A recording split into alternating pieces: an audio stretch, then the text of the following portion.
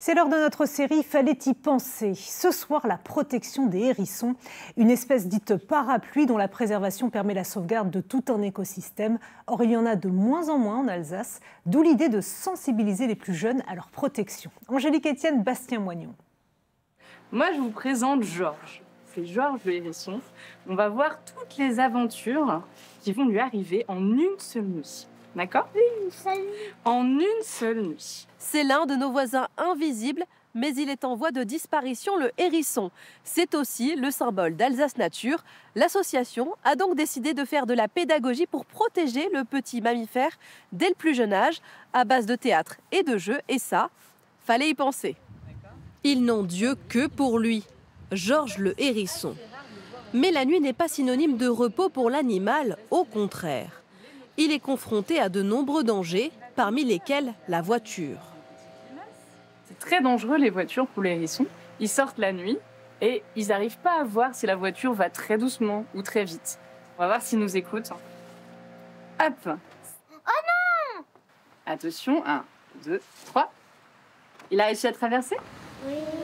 Oui ? Super. Page après page, Georges réussit à échapper à tous les pièges, jusqu'à ses prédateurs. Il y a un autre animal qui vit la nuit et qui est dangereux pour les hérissons. Ah oui! Oui. Les blaireaux. Les blaireaux.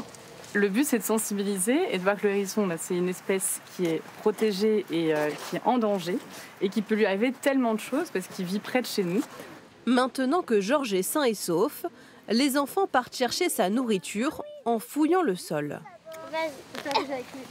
On doit prendre des insectes pour les donner à des hérissons. Si on en trouve. L'occasion de découvrir toutes les espèces indispensables à la survie du mammifère. Ah, c'est quoi? Ça, c'est une araignée loup. Elle tisse pas de toile et puis elle va chasser mais par terre. Donc elle est assez rapide. C'est pour cela que le hérisson est considéré comme une espèce parapluie, un bon indicateur de la biodiversité. Même si les enfants sont unanimes, c'est surtout pour sa bouille qu'ils s'y intéressent aujourd'hui. J'adore les hérissons. Qu'est-ce que tu aimes chez le hérisson? Ce qu'il mange, il est mignon, tout en fait. C'est joli et aussi tout doux sur le ventre.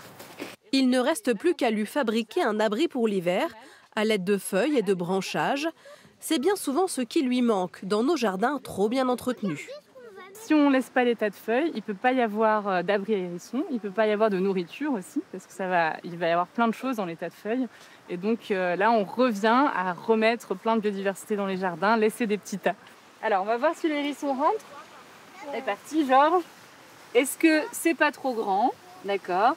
Il a de la place. Il peut même se tourner. Ah, super. Regardez. Magnifique. Bravo les enfants. Et dernier petit conseil de Léo.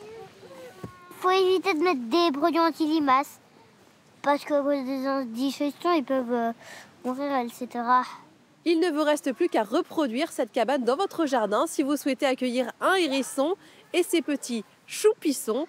Et si vous avez une initiative à nous partager, écrivez-nous par mail à l'adresse falaitypenser@francetv.fr.